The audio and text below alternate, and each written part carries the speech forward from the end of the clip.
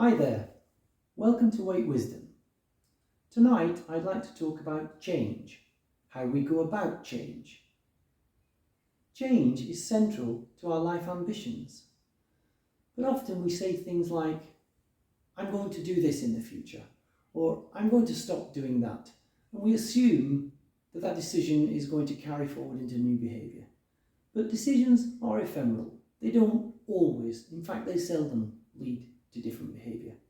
If we want to change our behaviour, we have to go into far more detailed plans. We need to think things through. We need to understand the behaviour. We need to rationalise over why it started, why it continues. And we need to have strategies to change, to move us from where we are now to where we are going. So what I'd like to do now is to look at a strategy for change and give you some ideas on how you might go about it so that you can start to practice this life skill, which is learning how to plan for change. So what I have here is a typical change strategy that I would have heard from my clients on numerous occasions, and we're going to use a behaviour here that would be quite common. People who want to stop eating late at night, because it's generally accepted that late night eating is not helpful for weight control and is not very conducive to sort of a balanced life, really, for a number of reasons. So let's use this by way of example. The first thing we're going to do is we're going to do a decisional balance matrix, which is quite simply advantages and disadvantages of the new change or of not changing and staying with our existing behaviour. Now, I've populated this with the sort of examples I would expect to hear from clients who are tackling such a change.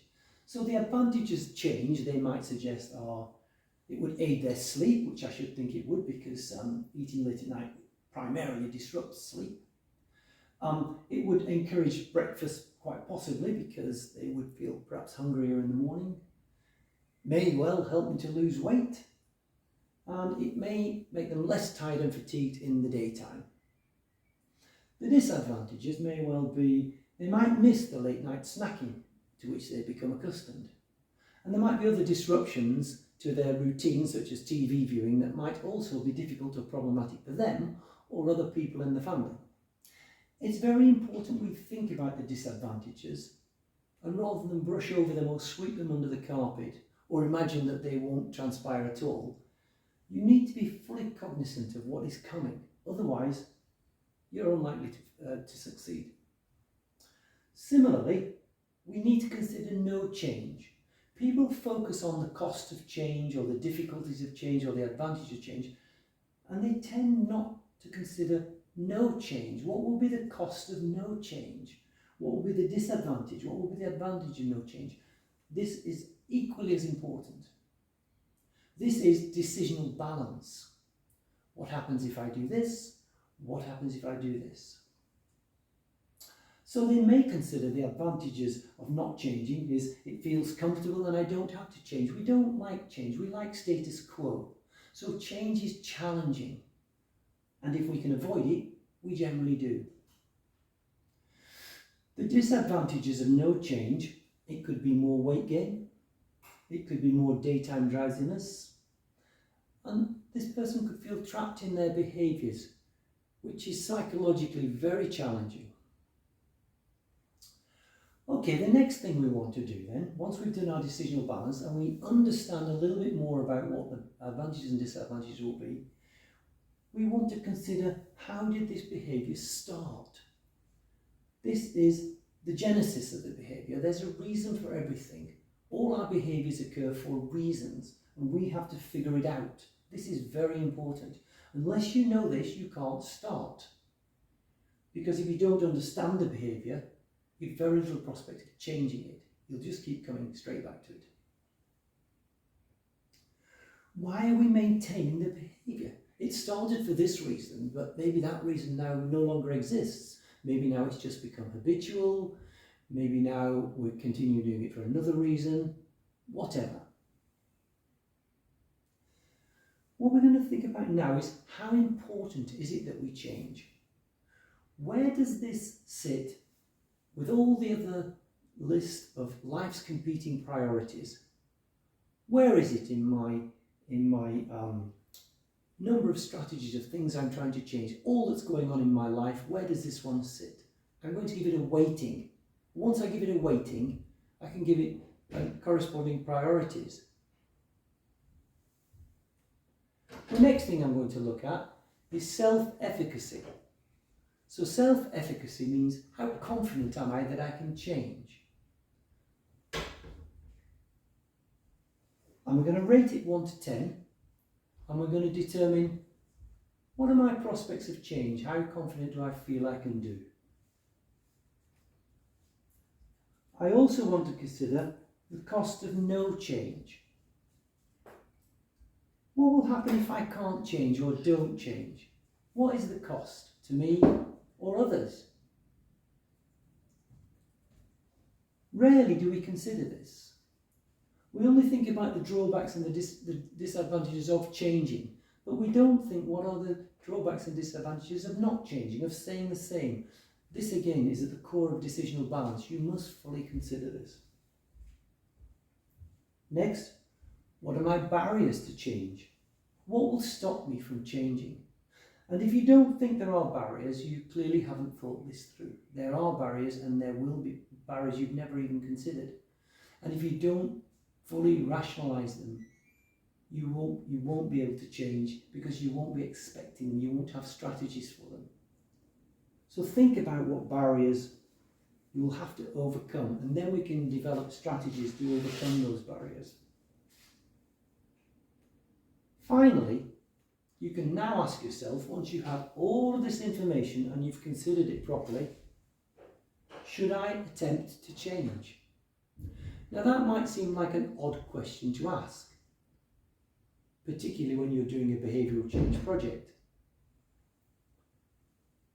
But it might be that you've looked at this and considered it all, and on balance you decide it's not that important in my life. This behaviour is not that detrimental. It's not really at the core of any of my difficulties. And in that case, this has been a very useful exercise, because now you can embrace that behaviour. You can enjoy that behaviour. You can see that behaviour as an integral part of your balanced and happy life. Don't beat yourself up about it. Don't worry about it. Let's move on to something else that is more important, that will help you achieve the ambitions that you've set for yourselves. Now let's assume that this person has decided, I should change. All we've done at this moment in time in this 20-minute exercise is make a decision. But decisions don't lead to change. Decisions are at the starting point of change. What you need to do now is you need to devise your strategy for change. Let's have a little look at that.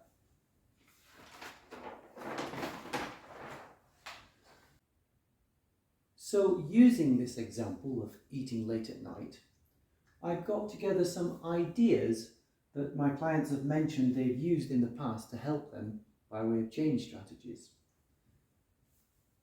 For instance, they may make meal plans for the week, so they have a schedule which might help them to be organised.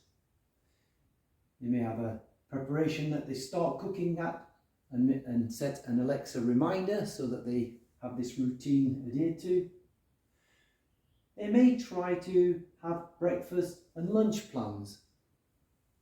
15 minutes earlier in bed, 15 minutes early to rise, that organisation to help them to get started. Organisation is critical in aspects of change.